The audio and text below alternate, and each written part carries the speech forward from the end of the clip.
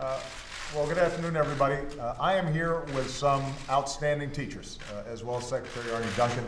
And the reason we're here is with the school year now over, it is a great time for us to focus on what we need to do to make sure that next year and the year after that and the year after that continues to improve for students all across this country.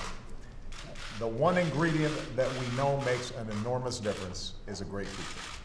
And we have 4 of the best teachers in the country here, but what we also know is that there are outstanding teachers all across the country. And Arne, myself, I suspect many of you, had wonderful teachers that made all the difference in your lives and allowed you to be excited about learning and set you on a path for an extraordinary career. Unfortunately, there are a lot of kids around the country who are not getting the kind of teaching that they need, not because there aren't a whole lot of great potential teachers out there, but because we're not doing enough to put a lot of our teachers in a position to succeed. They may not be getting the training they need. They may not be getting the professional development and support that they need in the classroom. And part of our goal since we came into office, since Arne became Secretary of Education, is how do we continually improve how teachers can get better each and every year.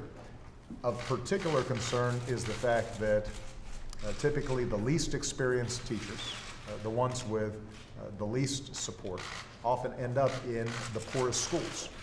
So we have a problem in which the kids who need the most skilled teachers are the least likely to get them. And the most talented and skilled teachers oftentimes are teaching the kids who are already the best prepared and have the most resources outside of the school in order to succeed. So what we're trying to do today, and Arne is going to have more to say about this afternoon because there are a whole bunch of other teachers who are here in town, is to highlight what we're calling Excellent Educators for All. It's going to be a program in which we ask states to take a look at where are they distributing great teachers, what are they doing in order to train and promote and place teachers in some of the toughest environments for children. And what we're also going to be doing is providing technical assistance, highlighting best practices, all with the intention of making sure that wherever a child is, anywhere in the country, they've got that opportunity to have somebody in front of the classroom or beside them, guiding them, mentoring them, helping them learn. And when I think about my own experience, the only reason I'm here in the White House is because I had some extraordinary teachers as well as a pretty extraordinary mom and grandparents. I think everybody sitting around this table probably feels the same way. I suspect that's part of what inspired some of these people to become teachers.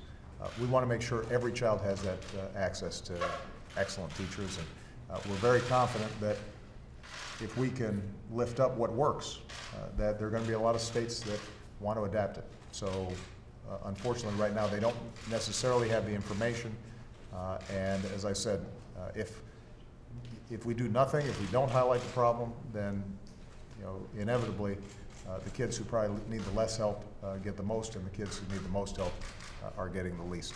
That's something that we're going to need to reverse, not just because it's good for these kids. We know that if they've got a great teacher, they're more likely to graduate, more likely to go to college, more likely to succeed in their career. It's also necessary for our economy because we've got too many kids who are trapped in situations in which they're not able to realize their full potential. So I want to thank all these folks for being here, and I'm really looking forward to listening to them to find out what they think can be most helpful in promoting excellence in teaching. All right. Thank you, everybody. Great, thank you.